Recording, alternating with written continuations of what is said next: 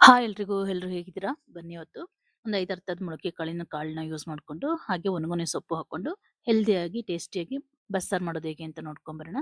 ನೋಡಿ, ನಾನು ಆಲ್ರೆಡಿ ಕಾಳನ್ನ ಬೇಯಕ್ಕೆ ಇಟ್ಟಿದ್ದೀನಿ. ಒಂದು ಅರ್ಧ ಭಾಗದಷ್ಟು ಕಾಳು ಬೆಂದಿದೆ. ಈಗ ಸೊಪ್ಪನ್ನ ಒಂದು 5-6 ಸಲ ತೊಳ್ಕೊಂಡು, ಉಪ್ಪು ಮತ್ತೆ ನೀರು ಹಾಕಿ ಒಂದು ಸ್ವಲ್ಪ ಹೊತ್ತು ಬಿಟ್ಟು ನಂತರ ಬೇರೆ ನೀರಲ್ಲಿ ಒಂದು 5-6 ಸಲ ತೊಳ್ಕೊಬೇಕಾಗುತ್ತೆ.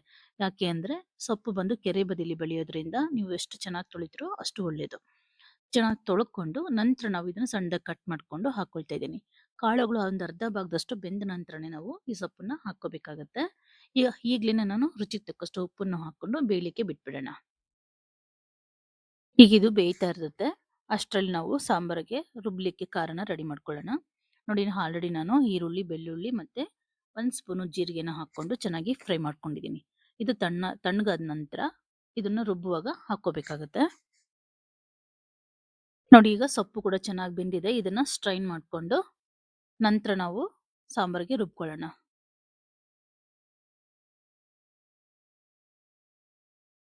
ನೋಡಿ, ಜಾರ್ಗೆ ಸ್ವಲ್ಪ ತೆಂಗಿನಕಾಯಿನ ತಗೊಂಡಿದ್ದೀನಿ. ಎಷ್ಟು ಬೇಕೋ ಅಷ್ಟು ನೋಡ್ಕೊಂಡು ನಿಮ್ಮ ಕ್ವಾಂಟಿಟಿ ತಕ್ಕಂಗೆ ತೆಂಗಿನಕಾಯಿನ ತಗೋಬೇಕಾಗತ್ತೆ. ಹಾಗೆ ಖಾರಕ್ಕೆ ಎಷ್ಟು ಬೇಕೋ ಅಷ್ಟು ಸಾಂಬಾರ್ ಪುಡಿ ಹಾಕೊಳ್ತಾ ಇದ್ದೀನಿ. ಹಾಗೆ ಸ್ವಲ್ಪ ಹುಣಸೆಹಣ್ಣು, ನಿಮ್ಗೆ ರುಚಿಗೆ ಎಷ್ಟು ಬೇಕೋ ಅಷ್ಟು ಹುಣಸೆಹಣ್ಣು ಹಾಕೊಂಡು ಬೇಯಿಸಿರೋ ಅಂತ ಕಾಳುಗಳು ಇರ್ತಾವಲ್ಲ ಅದನ್ನು ಹಾಕೊಂಡು ಮೊದಲಿಗೆ ರುಬ್ಕೊಂಬರೋಣ. ಹಾಗೆ ನಾವು ಆಗ್ಲೇ ಹುರಿದಿಟ್ಕೊಂಡಿದ್ವಲ್ಲ ಈರುಳ್ಳಿ, ಬೆಳ್ಳುಳ್ಳಿ ಮತ್ತೆ ಜೀರಿಗೆ ಅದನ್ನು ಹಾಕೊಂಡು ರುಬ್ಕೊಂಬರೋಣ.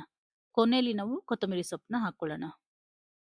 ನೋಡಿ, ಈಗ ಕೊನೆಯಲ್ಲಿ ಸ್ವಲ್ಪ ಕೊತ್ತಂಬರಿ ಸೊಪ್ಪು ಹಾಕೊಂಡ್ರೆ ಬಸ್ಸಾರದು ಖಾರ ರೆಡಿ ಆಗುತ್ತೆ. ಈಗ ಒಗ್ಗರಣೆ ಮಾಡ್ಕೊಳ್ಳೋಣ.